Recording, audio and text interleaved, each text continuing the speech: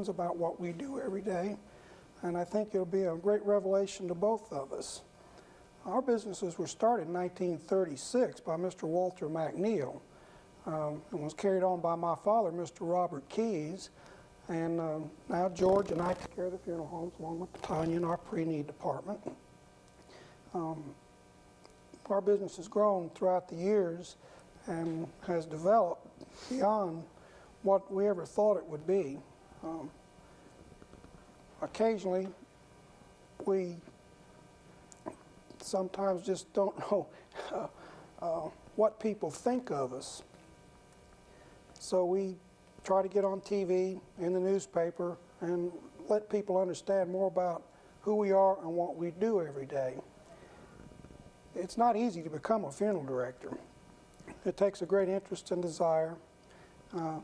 In Florida law, you have to first of all be at least 18, then go to mortuary school, take a state and a national test, and serve an internship, and it takes about 3 years to actually become a funeral director. So George, the biggest question I have in day-to-day activities at the funeral home is how and why did you become a funeral director? Well, Bobby, that's really hard for me to say. I knew in the 11th grade that I felt like this is what I wanted to do. And I've thought about this over the years, and I was about 6 years old when my grandfather died. And I can always remember him in that casket, and I was wondering, how did they get that big man in that little bitty box? So that was probably what prompted me to get into this business. I see. That's very interesting. Well, Tanya, you're our pre-need manager. Just what got you interested in funeral service? That's a good question. I'm asked that a lot. 5 years ago, I had started out becoming a pre-need funeral counselor. And after getting into it and finding that it was really helping families, really helping them a lot of making their funeral arrangements, having it on file, and being of a service to families. Mm-hmm. Do a lot of people do pre-need these days? A lot do. Well, exactly what is pre-need? There's so many in-house vernacular terms in funeral business that we take for granted and just say, and I'm not always sure that it adequately describes what we do. We use these terms interchangeably amongst ourselves, but pre-need, what is that? Pre-need, Bobby, is simply sitting down with one of our professional funeral counselors and planning your funeral in advance. And what the counselor does is he records your arrangements of your personal instructions of what type of service you want, what type of casket you want, how much money you want to spend, and other details. And all of this is put on file and is pulled when needed. Mm-hmm. Well, and then it becomes our business when this person who is prearranged has actually passed away. These arrangements are all confidential, I understand. Mm-hmm. George, what happens when you get that call that someone has passed away and you discover that they have a prearrangement account? First thing we do, once we know they have a pre-need account, we would pull the file and preview it and see exactly what we're supposed to do. Make contact with the family immediately and let them know that we're aware that the hospital has called us on the death of their loved one, and at that time instigate an arrangement time for them to come in and finalize all the arrangements. It's quite an integrated process. I have seen lists of up to 200 different details that need to be covered and followed up on a traditional funeral. Now, not everyone has the traditional funeral. That would be what most people think of as a funeral, where the friends and family gather at the funeral home to view the deceased in a casket, conducting a service in a church or in a chapel at the funeral home or at the graveside, and then having the casket buried in a cemetery. But there are other things that can be done. I operate the crematory at McNeil Keys Funeral Home, and cremation is just a substitute for burial.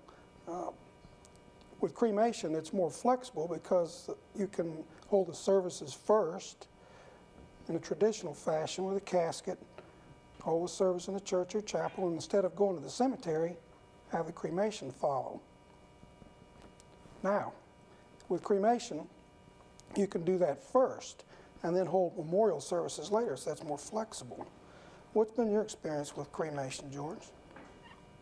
Well, it tends to be on the rise in this area. People that have cremation done, there's about 50-50 that will have a memorial service or a visitation. The other half just don't want anything. Tanya, what's been your experience with prearranging cremation cases? A lot of families like to memorialize the cremations, having a memorial service without the body present, maybe having the urn or a picture of the loved one as a focal point. And we do prearrange cremation along with all of our other services. So you can prearrange just about anything in that regard. Right. Even if someone perhaps passes away here and they want to be sent somewhere else, that can be done too. That can be done also. That's very interesting. There's so many different things that are possible. Part of this show is to give you a chance to ask questions about what's possible as it relates to your specific cases.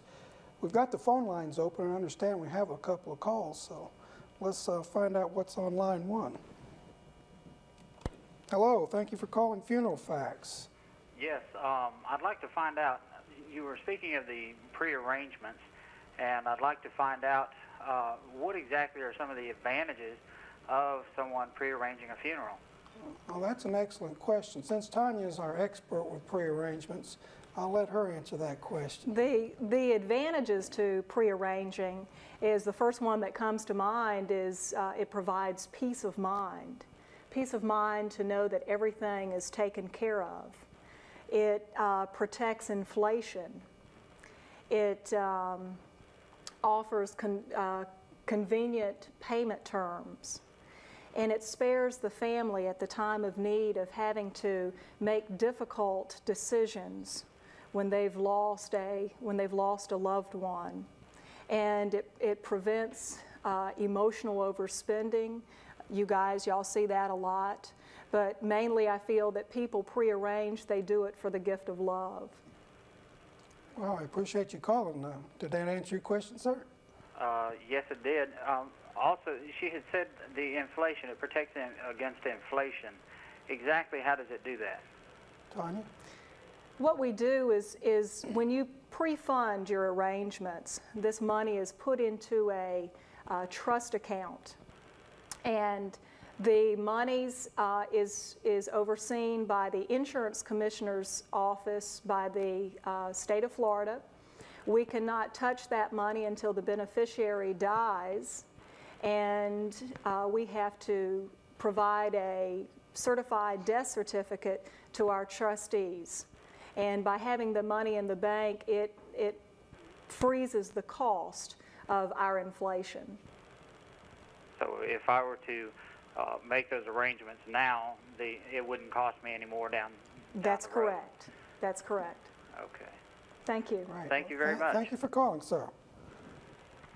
We'll take another call here.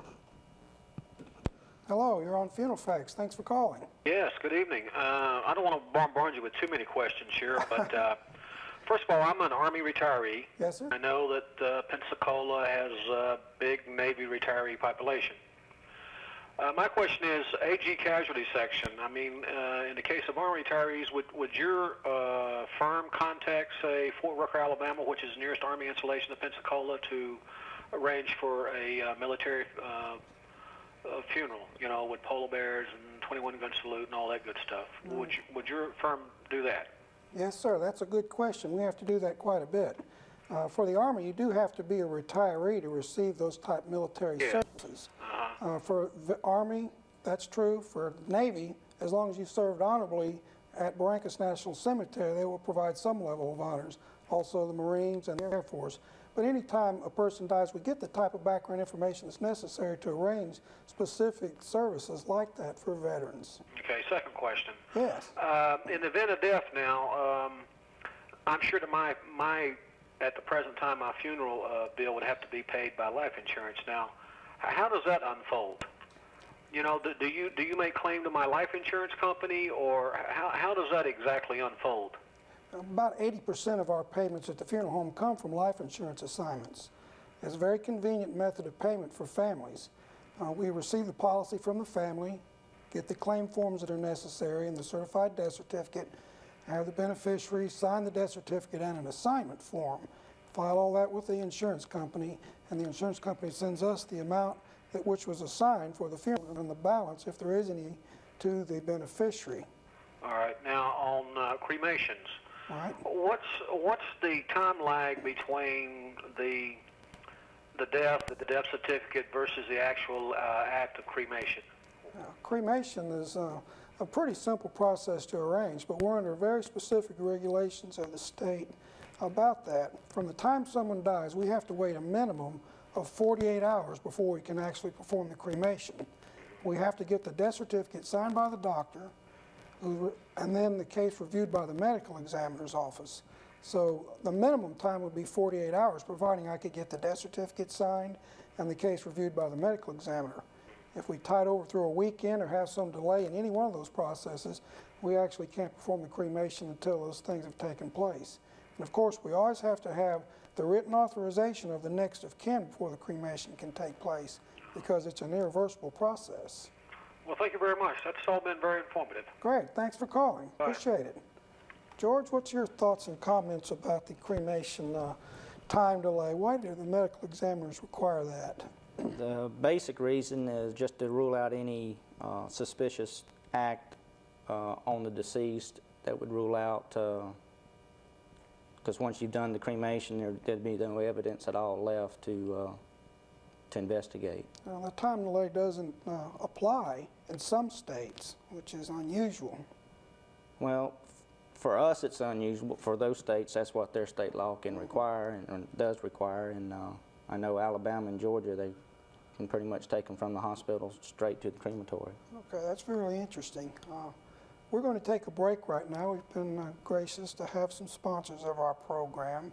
So we appreciate you. If you're on the lines, hold, and we'll be back with you in just a few minutes. And thanks for the calls. We appreciate the patronage here tonight.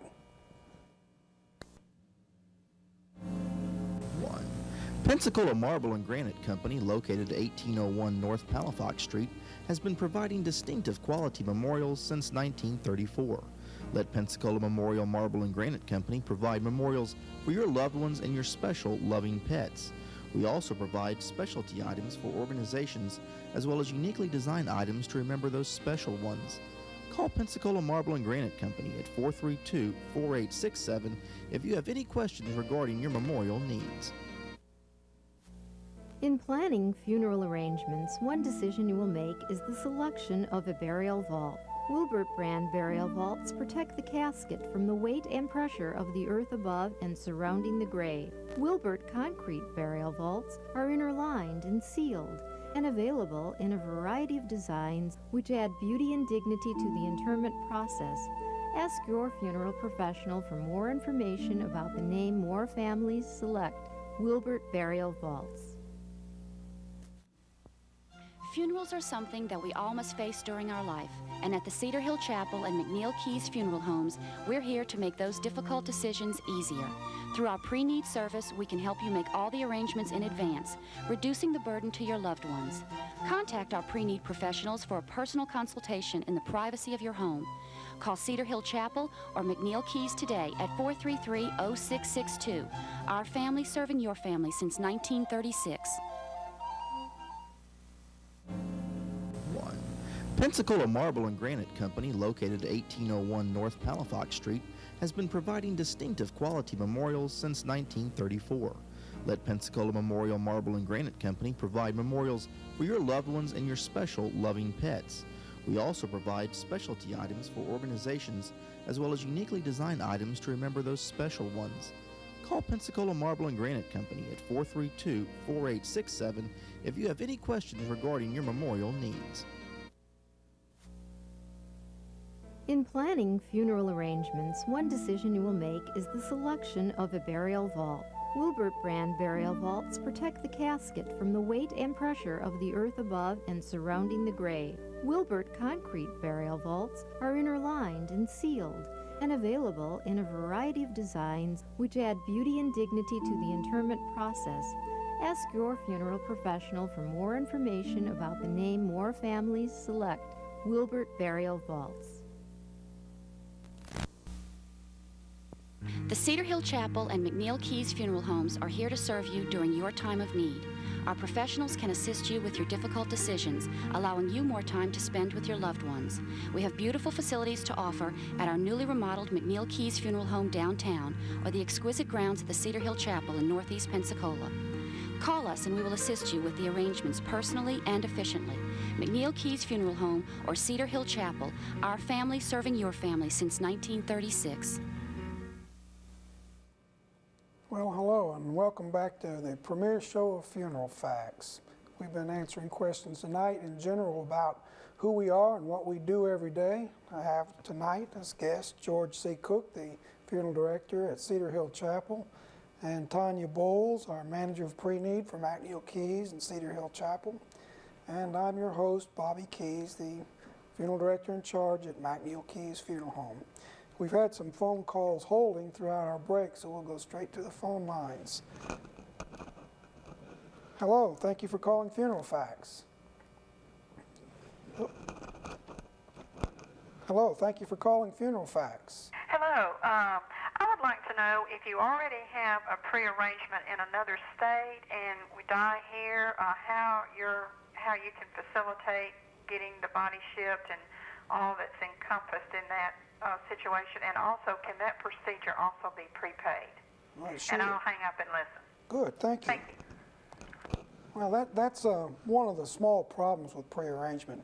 Whatever the prearrangement account was at the other funeral home out of state, we would certainly try to find out what that entailed and go by the exact wishes of the deceased and stay within the bounds of the prearrangement program and try not to add any additional cost. We'll take one more call. Hello, thank you for calling Funeral Facts. Good evening, Mr. Keys. How are you? I'm doing real well. It's nice to be known. Well, my name is Fred Hunter, and I have a question, please. Sure, yes, sir. I have parents who are quite older, and we travel together quite a bit. They are retired now, and we travel together, and if we should be out of town and something happen, what should I or my wife do in the event of the demise of one of our parents if we're traveling and we're a long way from home, and we live in Pensacola, of course? That's a good question. Thank you. If anything happens, all you would really need to do is call me long distance from wherever you are and let me know where that person was, and then I would make all the arrangements necessary to have the person return here to Pensacola. I would not have to call the airlines or anything? Not a thing. We take care of every single detail from start to finish. I appreciate your call. Okay, thank you. We've got several phone calls. That's an interesting question because it relates somehow to our pre-need when people do that here and they perhaps die away. And then generally, if there is no pre-arrangement contract or cremations involved, your best focal point is somebody that you know and you're familiar with that can give you some interesting information and questions and get all your answers handled in one spot. We've got some more calls. Hello, thanks for calling Funeral Facts. Howdy. Good evening, how are you, sir? Well, I'm getting older, so I guess I better find some answers. Good. Well, I want to tell you one thing, and this is a definite funeral fact. I'm in no hurry to do what I do. No, I tell you, I went to a funeral up in Virginia a couple of years ago and made tentative arrangements for myself. Yeah? And the director up there made out a card saying that if anything happened to me down here, he didn't want there to be 2 professional services charged. Well, I understand that. And I was wondering what kind of money did he talking about? He also said that he didn't know how long that price would be. I guess that's fair too, the price that he gave me. Well, it probably was, and I sure hope it was. It deals with the ethics of that funeral director. Again, it's like the answer to the other question. If you have pre-arrangements at another point, you should call them first and let them make all the arrangements necessary, and then they can avoid any of the extra costs. Well, they've got the arrangements But Right. I'm wondering, and they, in other words, what would you do? Just ship me up there, embalm me and ship me up and let them do the rest of it? That's right. That's exactly right. It would be up to the out-of-town funeral director to make the arrangements to have all that done. And if he called on me to help, I most certainly would. Let me take one more call. If there's any specific questions that anyone has, please call us in the office. We're there 24 hours a day, 7 days a week. We want Funeral Facts to be your forum for information and answers about funerals. And if we can't get to your call tonight, please, by all means, call us in the office, and we'll get involved with your specific circumstances and answer every question that you have. Our show's on tonight for the first time, and in 4 weeks, on October the 9th, we'll have another program. This one will be specifically about prearrangements. For 30 minutes, that's all we're going to talk about. It's one of the biggest new topics in funeral business, and it got to be so incredibly large and busy that we had to actually get someone special like Tanya to handle the whole thing. So we'll try to have her back on as a guest and some other people that she works with every day. And then a month after that, we're going to have a show specifically about cremation. The cremation rate in Pensacola is growing every year, and there's a lot of reasons for that. And I'm the cremation expert for our firms. So we'll answer questions about those specific topics, and with the patronage and support of everyone, all our callers and sponsors, we hope to take the show week by week after that. And I've got a list of about 50 different topics and things to deal with at that time. So George at Cedar Hill Chapel, and that's about a mile and a half east of US 29 on 9 Mile Road, is there every day, along with some of our other friends, Ron Hill and Kent Baker. We have some part-time people, and they're all very knowledgeable about funeral service. And Tanya at McNeil Keys, she has her own special telephone number, but you can call our main line and talk to her about prearrangements. And I'm there every day to answer questions about funerals and prearrangements. So we've got one more call, and I think we probably got just a second, and no more time to wrap up. It's been a fast 30 minutes, and it's been a lot of fun, a nervous 30 minutes for me. But I do appreciate everyone watching tonight. I appreciate all the callers, and I appreciate George for being here, and Tanya, support of our staff and management generally at the funeral homes to make Funeral Facts possible, to be your forum for information and answers about funerals. So good night, everybody. Good night. And thank you very much for joining us here on Funeral Facts. Good night.